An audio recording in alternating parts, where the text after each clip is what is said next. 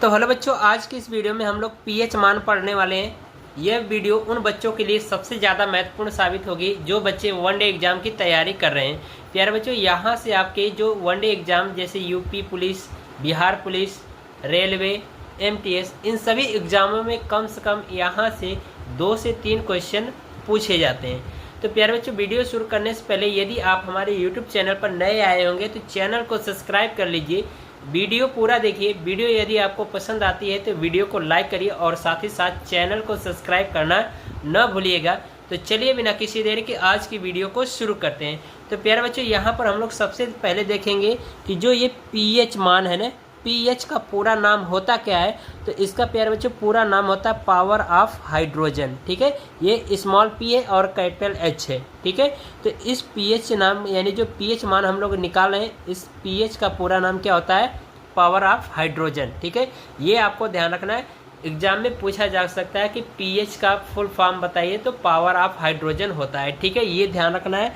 Most important topic है ये वाला। ठीक है, काफ़ी अच्छे तरीके से आप लोग तैयार कर लीजिएगा, जो कि आपको इस टॉपिक से 3 से 4 क्वेश्चन जरूर आपके बोर्ड के एग्जाम से मिल जाएंगे। ठीक है, 3 क्वेश्चन आएगा जो कि 1-1 नंबर के रहेंगे। ठीक है, चलिए अगला क्वेश्चन देखते हैं। यहाँ पर कहा जा रहा है जो पीएच मान की जो खोज है ये किसने किया था? तो एसपी सोरेनसन नामक वैज्ञानिक ने किया था, और जो कि ये कहाँ के रहने वाले? डेनिस के रहने वाले वैज्ञानिक हैं। ये ध्यान रखना है आपको कि इस पीएच स्केल का यानी जो पीएच मान निकालने की जो खोज किसने किया था सबसे पहले? तो एसपी सोरेनसन। यदि आपको ऑप्शन में सोरेनसन केवल नाम दिया है तो सोरेनसन पे लगाइएगा। यदि पूरा नाम दिया होता है तो पूरा नाम पर लगाइएगा, यानी एसपी सोरेनसन। ठीक है, यदि सोरेनसन ही केवल लिखेगा तो वही आप टिक करिएगा, जो कि इन्होंने सन 1909 में किया था। ठीक है, यानी पीएच मान ज्ञात करने के लिए सबसे पहले इसकी खोज किसने किया था? तो एसपी सोरेनसन नामक वैज्ञानिक ने 1909 में किया था, जो कि ये कहाँ के रहने वाले हैं? डेनिस के रहने वाले वैज्ञानिक हैं। ठीक है, आइए अब हम लोग पीएच स्केल के बारे में समझ लेते हैं, जो कि यहाँ से भी मोस्ट इम्पॉर्टेंट पॉइंट है। यहाँ से भी आपके एक क्वेश्चन बन सकते हैं। तो यहाँ पर देखिए ये स्केल मैंने बनाया है। ठीक है, यहाँ पर देखो 0 से लेकर के 7 तक नंबरिंग किया गया है। ठीक है, तो इसके जो पीएच स्केल होता है इसका उपयोग हम लोग कहाँ पर करते हैं? तो पदार्थ की अम्लीयता, क्षारीयता और उदासीनता को मापने के लिए इसका उपयोग किया जाता है। तो आइए यहाँ पर इसको समझ लेते हैं। तो प्यारे बच्चों देखो, ये जो चित्र बनाया गया है ना, कि यदि किसी पदार्थ का जो पीएच मान है यदि वह 7 है तो वह पदार्थ कैसा होगा? उदासीन होगा। यदि आपका 0 से लेकर के 6 तक पीएच मान है तो वह पदार्थ हमारा कैसा होगा? अम्लीय होगा, यानी अम्ल होगा। ठीक है, यदि 7 से अधिक रहेगा तो वह पदार्थ का, यदि 7 से अधिक है पदार्थ का पीएच मान, तो वह कैसा होगा? क्षारीय होगा। ठीक है, तो ये आपको स्केल को ध्यान रखना है कि यदि पदार्थ का जो पीएच मान है 7 है तो उदासीन, यदि 7 से कम है तो अम्ल, यदि 7 से अधिक है तो क्षारीय होगा। ठीक है, ये आपको ध्यान रखना है। ठीक है, अब यहाँ पर आइए, ये भी कई बार आपके एग्जाम में पूछा गया क्वेश्चन है रिपीट मोड में। ठीक है, तो इसके लिए यहाँ पर कहा जा रहा है कि पीएच मान, ठीक है, पीएच ज्ञात करने का सूत्र। ठीक है, आपसे क्वेश्चन में पूछेगा पीएच मान ज्ञात करने का फार्मूला यानी सूत्र बताइए, तो वो होता है पीएच बराबर माइनस लॉग, बड़े क्वेश्चन में एच के पावर प्लस आयन। ठीक है, ये प्लस आयन जो होता है हाइड्रोजन आयन की सांद्रता दी गई होती है। ठीक है, तो ये चीज़ है, तो ये फार्मूला भी आपको ध्यान रखना है। ठीक है, आइए यहाँ पर देख लीजिए ये वाली पॉइंट। यहाँ पर कहा जा रहा है पीएच स्केल का उपयोग पदार्थ की अम्लीयता, क्षारीयता तथा उदासीनता ज्ञात करने में किया जाता है। यानी कि जो ये स्केल बताया गया है इसका उपयोग हम लोग पदार्थ की अम्लीयता, क्षारीयता और उदासीनता का मान ज्ञात करने के लिए इसका उपयोग किया जाता है। ठीक है, तो ये जो पॉइंट है ये सारी बहुत ही महत्वपूर्ण है प्यारे बच्चों। यहाँ से एक क्वेश्चन जरूर फंस जाएगा आपके एग्जाम में। अब इसके बाद आइए हम लोग और कुछ ऐसे पदार्थ हैं, ठीक है, उन पदार्थों का पीएच मान कितना होता है उनको भी जानेंगे। ठीक है, तो यहाँ पर देखिए लिखा गया प्रमुख पदार्थों का पीएच मान, यानी कुछ प्रमुख पदार्थ हैं जो कि इम्पॉर्टेंट है आपके एग्जाम में। यहाँ से 2 क्वेश्चन जरूर फंस जाते हैं। ठीक है, तो आइए इनका पीएच मान कितना होता है उसको हम लोग देख लेते हैं। ठीक है, तो यहाँ पर देखिए कहा जा रहा है शुद्ध जल, यानी शुद्ध जल का जो पीएच मान होता है वो कितना होता है प्यारे बच्चों? 7 होता है। नमक जिसका फार्मूला होता है NaCl, और इसका जो प्यारे बच्चों होता है पीएच मान वो कितना होता है? 7 होता है। ठीक है, ठीक है, ये आपको ध्यान रखना है। वैसे भी हमें पता है कि जो जो नमक होता है वह कैसा होता है, उदासीन होता है। तो उदासीन का मतलब ये हुआ कि इसका पीएच मान क्या है, 7 है। ठीक है, आइए अगला क्वेश्चन देखेंगे।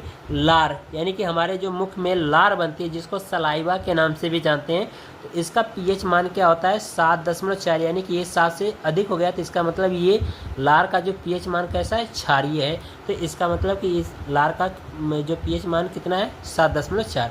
आंसू, जो हमारे आँखों से आंसू निकलते हैं उसका पीएच मान कितना होता है, तो 7.4 होता है। इसको भी आपको ध्यान रखना है। दूध का पीएच मान 6.6 होता है, इसको भी आपको याद रखना है। मानव मूत्र, ठीक है, मानव मूत्र का पीएच मान कितना होता है, 6 होता है। तो ये देख रहे हो कि 7 से कम है, तो इसका मतलब कि ये मानव मूत्र कैसा होता है, अम्लीय होता है। ठीक है, तो इसका पीएच मान कितना है, 6 है। सिरका, जो हम लोग खाते हैं सिरका, उसका पीएच मान कितना है, 3 है। ठीक है, और सिरका कैसा है, माध्यम है, अम्लीय माध्यम है। ठीक है, यहाँ पर देखिए कहा जा रहा है एल्कोहल, इसी को हम लोग शराब के नाम से भी जानते हैं। ठीक है, तो इसका पीएच मान प्यारे बच्चों होता है 2.8। ठीक है, नींबू का रस, नींबू का जो रस होता है उसका पीएच मान 2.4 होता है। ठीक है, समुद्री जल की बात करें तो समुद्री जल का जो पीएच मान होता है वो होता है 8.4। इसका मतलब समुद्री जल कैसा है, क्षारीय है।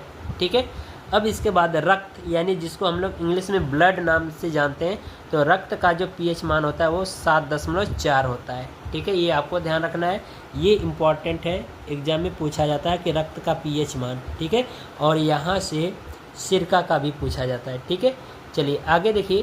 बियर, ठीक है, जो बियर लोग पीते हैं उसका पीएच मान कितना होता है, 4 होता है, यानी कि अम्लीय, इसकी जो प्रकृति कैसे अम्लीय है। टमाटर का पीएच मान इसका कितना होता है, 4 होता है, जो कि ये इम्पॉर्टेंट है, रिपीट मोड में पूछा जाता है ये क्वेश्चन। ठीक है, ठीक है, 14वां देखिए पॉइंट है मिट्टी। ठीक है, मिट्टी का जो पीएच मान है वो कितना होता है, 7 है। तो इसका मतलब मिट्टी कैसा, उदासीन है। ठीक है, अंडा, ठीक है, अंडा जो हम लोग खाते हैं इसका पीएच मान 7.8 होता है। इसके बाद मछली, मछली का जो मांस होता है प्यारे बच्चों, उसके अंदर जो पीएच वैल्यू कितना होता है, 6.6 से लेकर के 6.8 के बीच में इसका पीएच मान होता है, जो कि ये आपको याद रखना है। ठीक है, आइए अगला टॉपिक ये यहाँ पर देखेंगे क्वेश्चन। ठीक है, अब यहाँ पर देखिए कहा जा रहा है मक्खन। ठीक है, मक्खन का जो प्यारे बच्चों पीएच मान होता है वो कितना होता है, 6.1। ठीक है, अम्लीय वर्षा, ये इम्पॉर्टेंट है, कई बार पूछा गया है एग्जाम में, ये क्वेश्चन है।